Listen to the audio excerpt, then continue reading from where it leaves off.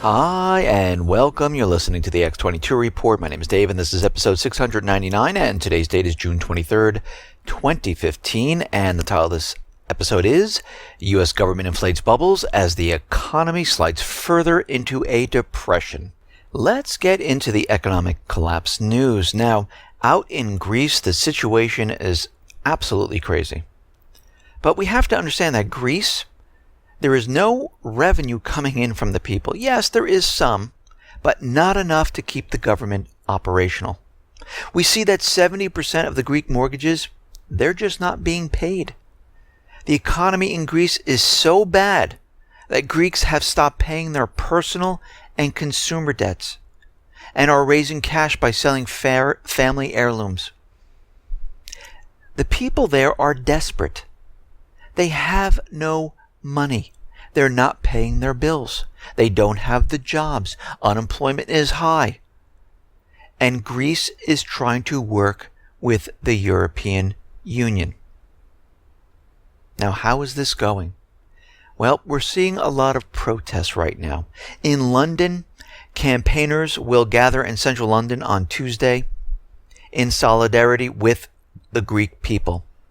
They warn Troika austerity dictates have been unnecessary, economically unsound, and have left a trail of poverty, homelessness, and suicide in their wake.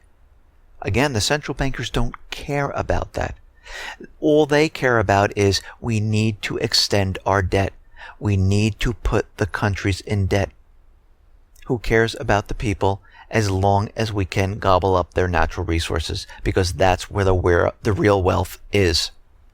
And we see in Greece, angry pensioners have hit the streets of the Greek capital, protesting against the reports of new austerity in the new plan that Tspiras has produced and handed off to the IMF. And we see about 70 buses have arrived in Athens today, full of pensioners eager to protest against the proposed deal. And they're saying that this is ridiculous. Pensions have been cut by between 60 and 40%, and now they want more with additional income for health care and the like. And the people are tapped out. They just have nothing else to give. And Tspiras went ahead and said, okay, here is my bailout agreement. We will accept the bailout extension. And right now, he's running into trouble. The party, the Tspiras party in parliament, is not looking favorably on this plan. They don't really agree with it. And they're out there saying, I believe that this program, as we see it, is difficult to pass by. We won't be able to pass this in parliament.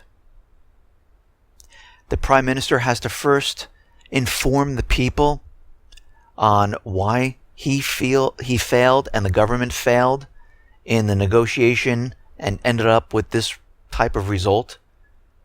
And we can see right now the people are not going to take too kindly to this. They're already protesting. And at this time, I don't think, even if the IMF and the Parliament both say, okay, this is a great deal, this will not help Greece whatsoever. Yes, in the short term. We've seen this help in the short term. But is it really help? Or is it just keeping the government operational? Does it really help the people? No. Because there's austerity, there's pension cuts, there's more taxes.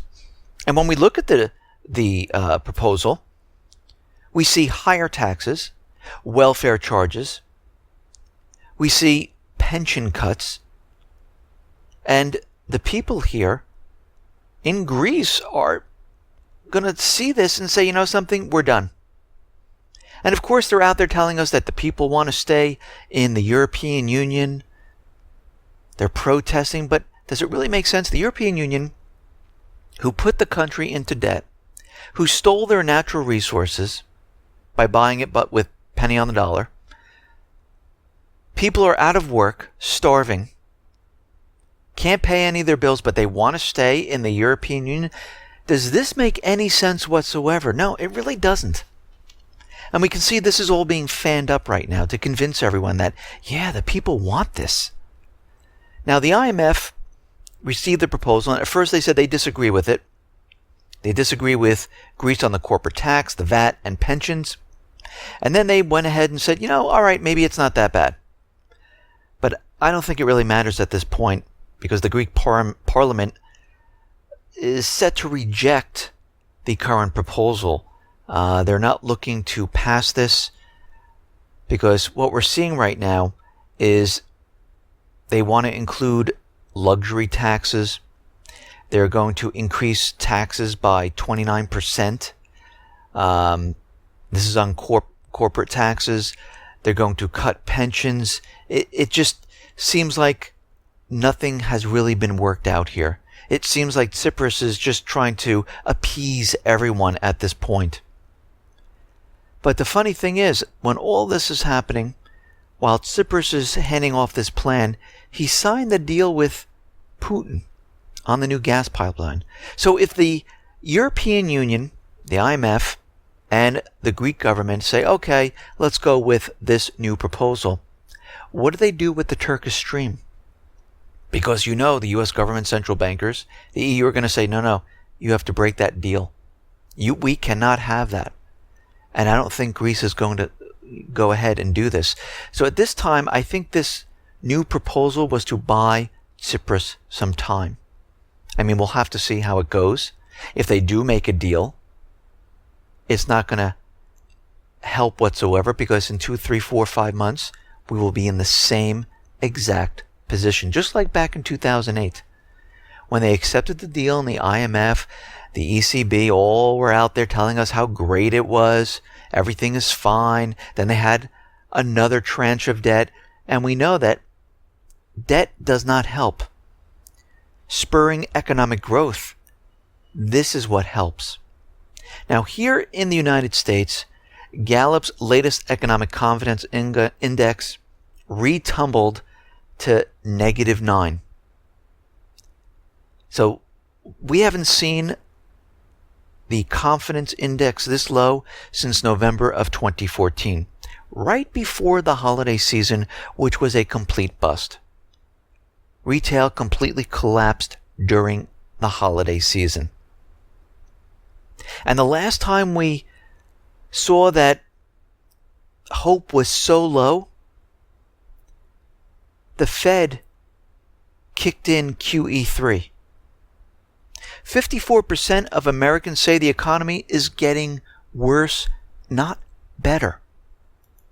So what does that tell you? People are actually starting to feel it. They're understanding it. And it doesn't matter what the government, the central bankers tell us with their ridiculous statistics. They can tell us unemployment's 3%. If you put out a resume and you cannot find the same high-paying job, or if you're coming out of college and you cannot find the paying job that the college promised you were going to get by spending all that money with student loans, people are going to say something is wrong. And this is what's happening right now. We see May disappoints in durable goods. It declined by 1.8%. They expected only a 0.1% drop. Missed 5 of the 7 months right now. Durable good orders, NSA down 5% year on year, the largest 10-month slump since 2009 of December. The last time we dropped this much, the Fed unleashed QE3. So where are we today? We are nowhere. We have not recovered. We are bouncing along the bottom. They're trying to make it seem like it's a recovery, because any little surge or something from the bottom, they say we're recovering. But when we really look at it, we are nowhere near the highs of 2005, 6, 7, or prior years. We are in depression territory, collapse territory. We see U.S. manufacturing PMI hovered at its lowest level since January of 2014. Markets' U.S. manufacturing PMI slipped even further to 53.4 against expectations of 54.1. This is the weakest since October 2013 and the biggest miss since August of 2013. We are seeing a loss of momentum heading into the third quarter, market notes, which is odd because the corporate media, the U.S. government, the central bankers, they're saying that everything's awesome. This is what a recovery looks like. And everything is just going to get better and better. But guess what? We are not seeing this whatsoever. Things are not getting better. They're bouncing along the bottom. The central banks are blowing up the bubbles larger and larger to keep this system going. And eventually, they will pop. Now, the corporate media, the central banks, they're out there telling us that we're in a recovery. Everything is fine. No inflation. GDP looks amazing. We're going to hit 4% GDP. Then they lowered it to 3, now 2.5. Probably revise it once again. Of course, as we know, they're going to be manipulating GDP numbers, removing the things they don't need, adding things in that make no sense to pump the numbers up. We saw them do this once before. They went all the way back to 1929, added in research and development, recalculated GDP all the way up to the present time to give us a positive number. That's not working out anymore. We know that they manipulate unemployment by just leaving those people off of the unemployment statistics because they no longer want a job. They haven't been on an interview for 4 weeks now, so they're just not counted. They could be sending out resumes, but we just can't count them. Those people who get 1, 2, 3 part-time jobs, those are considered full-time jobs under their calculations. If they get laid off from the part-time job, if they work under a certain number of hours and get paid a certain number of dollars, they're just not counted. So we could see how they completely manipulate all of this information. Now, they're out there telling us that home sales are fantastic. New home sales in May printed at 546,000, up 2.2%, when they only expected 523,000. This is the highest new home sales since February of 2008. Wait a minute. Wasn't that the year that housing collapsed when we hit October?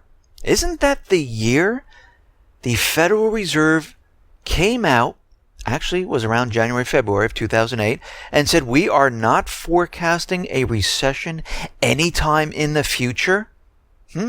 Very interesting.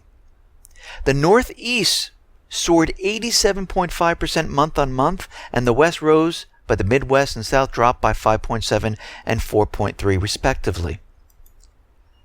So they're just pumping up certain different areas. Now, what's very interesting about all of this is that the National Association of Realtors, Larry Yun, has been around for quite a while. He's the senior economic advisor to NAR, and he makes predictions, and he did this prior to 2008. And I just want to review a little bit of how they predict what the market's going to do and how wrong they are and how they try to explain this away. And this is why people are very confused, because they see the market, they hear the corporate media, they hear the senior economic advisors, and they think that the housing market is fine. They think the economy is fine. They think retail is fine.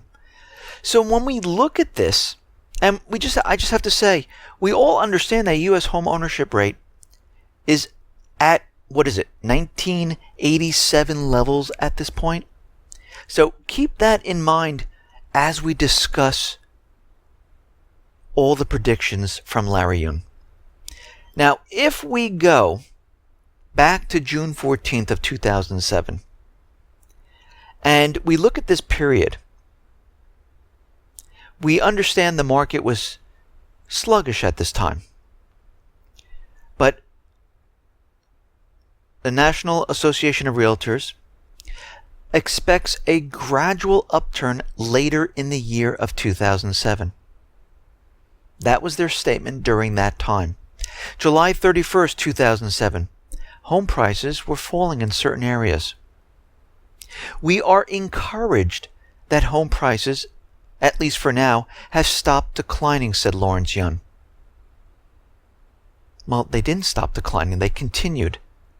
But of course, the corporate media, the U.S. government was telling us that the central bank was telling us that real estate was fine. It was contained. August 28th, 2007. Consumers are hearing a lot in the media about the correction in housing, and they're understandably concerned about whether now is a good time to get into the housing market. Well, they came out and said, listen, interest rates are at the lowest point at 6.2%. They dropped from 6.8%. The economy added 3.5 million new jobs. Now is the time to go out and purchase that home. August 11th, 2007. Realtors Group revises home sales forecasts. The speculative excesses have been removed from the market, and home sales are returning to fundamentally healthy levels.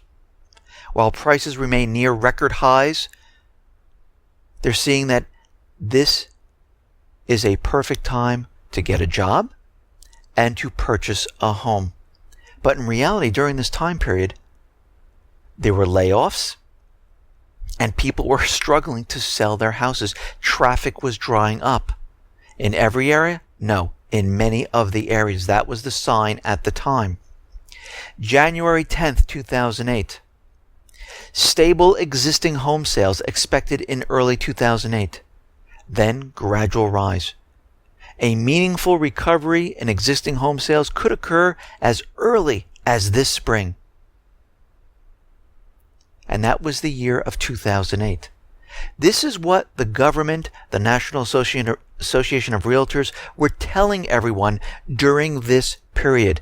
May 19th, 2008. Prices started to fall sharply. Because the prices are going down so fast, we'll be hitting the stabilization point sooner, said Lawrence Yun. June 17th, 2008. Larry Yun predicts 99% of the market will have higher values in 5 years than today. He's listen to what they're telling us. Now, use that today. It's the same exact thing. No difference. September 20th, 2008. Yun also said that he expects the worst of the housing slowdown is over. Or nearly so. The winter months are always weaker, he said, but this winter will be better than the last winter. There is great pent-up demand that cannot be held back any further, and housing is going to boom. Well, we all know what happened after October of 2008 with housing. Did it get better? No, it fell apart. June 22nd, 2015. Soaring home prices. It's not a bubble, Larry Yun says. We are nowhere near any type of bubble whatsoever. This is what he has said in his latest statement. So you know what that means, because we've discussed this many times. Whenever these people, government officials, people who are paid off by the government to report things in favor of what the central bankers are trying to do, it is always the opposite. And if we look at this timeline from what they were saying and we use it for everything else and look at what they're saying today, it's the same exact propaganda. We're adding jobs. Unemployment numbers are coming down. Real estate looks great. This is what a recovery looks like. Real estate's going to take off very soon. Blame it on the winter. This winter is going to be better. Next year will be better. All of it is to confuse you. All of it is to keep you confused and to make you believe that we are in a recovery. Do you know how many people must have listened to this propaganda all throughout this time period and continued to purchase homes to flip them, moved out of their house that they had paid off into a bigger house with a big mortgage. Think about all the people who lost their homes, all the people who should have never listened to what they were saying. Because if you listen to the corporate media, you will lose everything. I mean, look what happened in the last crash. This time, it's going to be much, much worse. This time, everything is a bubble. This time, the stock market's a bubble. The treasury market's a bubble.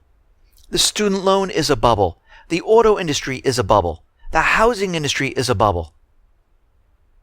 Everything is a bubble, and it's getting ready to pop. And it will. I mean, do we know the exact date? Well, we didn't know the exact date back in 2006, 7, or 8. But we heard calls out from the far reaches of the corner of a room saying, something is wrong. This isn't right. We're going to have a credit crisis. We're going to have a housing crisis. And corporate media, U.S. government, central bankers all laughed. That's crazy. That's conspiracy theory. So when everyone's out there saying, oh, you've been talking about a collapse. Oh, you've been talking. Well, guess what? Those people who are sitting there unprepared, and when it does happen, all of a sudden those people will scurry away. We won't see or hear from them again. Just like I remember when I said the yuan renminbi is slated to be the reserve currency and get voted on, and this was a couple years ago. People were writing in that I was crazy, this is nuts, and here we are today. When the whole thing was taken care of with Assad, with the chemical weapons, they said, see, we're not going to war, they don't want to have anything to do with Assad, everything is just the way it should be. And here we are today. They're doing the same thing. They're going after Assad. No difference. So, would you rather be prepared and ready for something? Or sitting there saying everything's just going to be absolutely fine because the government's telling me this, because the corporate media is telling me this. And what they told us before, it didn't turn out to be fine. It turned out to be horrific. And a lot of people lost their homes, their jobs, lost everything, their life savings. And all of this is about being prepared for what is coming. And you can see by everything that we talked about up to this point, you see how things have accelerated, how they're getting desperate, how they're pushing and provoking war and moving more and more military assets around the globe. It's not because they just want to do it. It's because they're preparing. And you need to be prepared too. Now, we're hearing a lot from governments.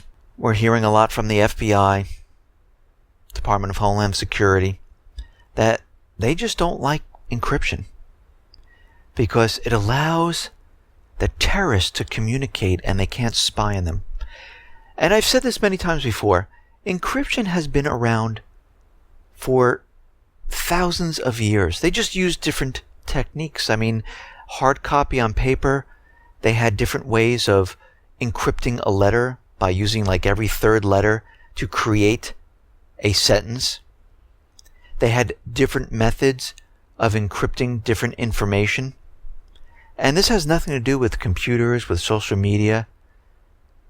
What they're saying is they have the ability today to hear, listen, read what everyone is saying. And it's very easy for them because they can tap into this from one location. When it was hard copy on paper, it was much, much more difficult. So today, they have the ability just to basically see everything. And they want everything wide open so they can see it. This has nothing to do with terrorism. This has to do with spying on the people. But encryption is very important. Just like keys to your house to lock it up and to keep your valuables safe. It's like the keys to your car so no one steals it. You want to lock that up. It's like keeping the combination to your safe hidden because you don't want anyone going into your safe. Well, it's the same thing with your data. It doesn't matter if it's hard copy, papers inside your safe, or it's digital. You want to keep it safe. And encryption, that is your lock and key to keep it safe. And the government wants you to give this up. Well, again, would you give up the keys to your home? Would you give up the keys to your car? Would you publish your combination to your safe? You wouldn't. So why would you give up your privacy in the digital world? It's the same exact thing. And encryption keeps your video, your voice, your text private. The government doesn't need to know what's going on. They need to know absolutely nothing. Encryption also protects you from hackers, criminals, people who are trying to get your investment ideas. And at this point in time, we understand that the government had back doors into many of the systems, and now these companies supposedly, allegedly, are saying no more. And leaving those back doors in, hackers have the ability to find them and to use them to steal information. Again, encryption is not perfect, just like the lock on your door to your house or the combination lock to your safe, because people always figure out a way of getting through it. But it is a way of defending yourself, and everyone should be using it some way, somehow. And a lot of people who don't understand how to use it can use simple things like startpage.com, which basically hides your searches from the government, because you can use proxy servers to hide where you're located and what you're doing. Many of these state actors use proxy servers. The NSA uses proxy servers, so you can't find out how they're spying on you. It looks like it's coming from a different area. And we see a lot of governments are trying to block websites that they deem inappropriate in ways of like copyright or terrorism. And we see Australia right now produced a bill to allow websites to be censored if there is a copyright infringement. And this is Bill 2015, the Copyright Amendment Online Infringement. Allows companies to go to a federal court judge to get overseas sites blocked if their primary purpose is facilitating copyright infringement. Dr. Matthew Rimmer, an associate professor at the Australian National University College of Law, points out that there is a lack of definitions with the bill. And this is always with every single bill. They really don't define the key terms. And he says, what is primary purpose? There's no definition. What is facilitation? Again, there's no definition. He said that's dangerous. Well, of course, they don't want to define this, because anything they don't want you to see, they'll just say, oop, copyright infringement. And what do they really have to prove? Not much. And they use this type of technique all over the place. We see out in Afghanistan, we're getting reports that the security of Afghanistan is on the brink of collapse. Now, we are going to see this played up. We're going to see more troops from the US, NATO being brought into Afghanistan to help out. And this is how they're going to get the troops back into this country.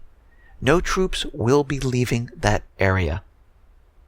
US right now is pre-positioning heavy weapons along NATO's eastern flank. This is coming from Ashton Carter. They are also pre-positioning heavy weapons, including tanks, infantry fighting vehicles, artillery in Central and Eastern Europe for the first time. He said, we will temporarily stage one armored brigade combat team vehicles and associated equipment in countries in Central and Eastern Europe. Getting ready for what? War. This is what they're pre-positioning for.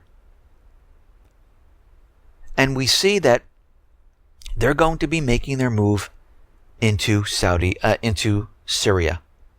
We know that everything's being prepped, everything's being pre-positioned, because they know once this event occurs, they need everything ready, because it will turn out to be a full-fledged war. And most likely, in the end, it probably will go nuclear. And we see Saudi Arabia, like I mentioned in a previous report, they are making deals with Putin, trying to bribe him, trying to see where he stands. And we see the Saudi king is meeting with Russia, with Putin, discussing how they can join forces with oil to create a petroleum alliance. And we know this is all for many different reasons, but one of the main ones is to get Putin to step aside from Assad. Well, Putin came out and he said that Moscow is ready to work with Syrian President Assad to pave the way for political reform in Syria. Putin underscored that Moscow's support for Assad is driven by fears that overthrowing him by force may lead war-torn Syria to slide into further chaos like Libya, Yemen, Lebanon, and he knows this is what will happen. And Putin criticized the US, saying they cannot dictate ultimatums to Russia to back off Assad. He says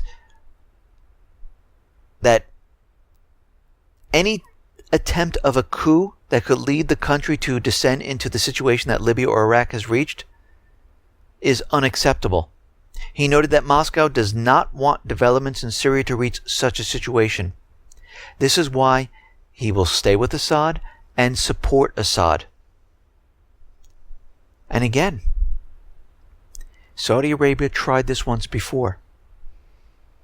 And I think they're doing this for two reasons. One, to see where Putin stands, to see if he would step aside, to make it easier to go into Syria, because they know if the coalition forces move into Syria, Russia is waiting on the other side.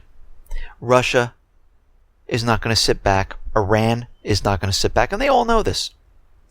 And they're trying to figure out a way to make it seem like they need to go in there. Now, they tried the chlorine gas. They tried the sarin gas back in 2013. They tried the terror propaganda that he's a terrorist, he's torturing people, he's bombing his own people. They tried everything possible. And if they go in right now and they try to remove Assad, everyone, the world is going to see this as, okay, we understand now that the Islamic State was your proxy army, and this whole thing was just to get Assad. And war will start. And this is why they're taking their time trying to figure it out. And this is why, at this point in time, there is no authorization for war. And we can see that they are definitely pushing some type of an event to get the ball rolling. And we see that it is building up into August. We see that a lot of propaganda is out there. A lot of countries are trying to maneuver, get military assets set. Saudi Arabia is trying to maneuver Putin away from Assad. And we see that Congress is not budging on the authorization for war, but there's a couple lawmakers in there trying to push it. And they are going to be stuck, and they will turn to an event. Because this is the only way they know how to get the people moved enough to go in and support a war. And they're going to say, most likely, it's the Islamic State. Then they'll tell us that it's Russia attacking the financial institutions, and so on and so forth. We see the House Intel Committee chair is saying that the U.S. is at the highest threat level we have ever faced in this country. Representative Devin Nunes said on Face the Nation that the threat is coming from the radicalization of young people and foreign fighters heading to Iraq and Syria to join terror groups. They're very good at communicating through separate avenues, using social media and chat rooms. And they're able to get all of these people. And there's lone wolves running around the country, and we don't know what they're up to. And by the thousands, the young people are being radicalized. Well, they've been using this for quite a while. And we know that all this is a build-up to the main event, to get the war started, to get all eyes off the central bank, the U.S. government, and to cover up this entire collapse of the system. Listen, everyone, thanks a lot for listening. Be well, be safe, and especially be prepared. Thanks a lot.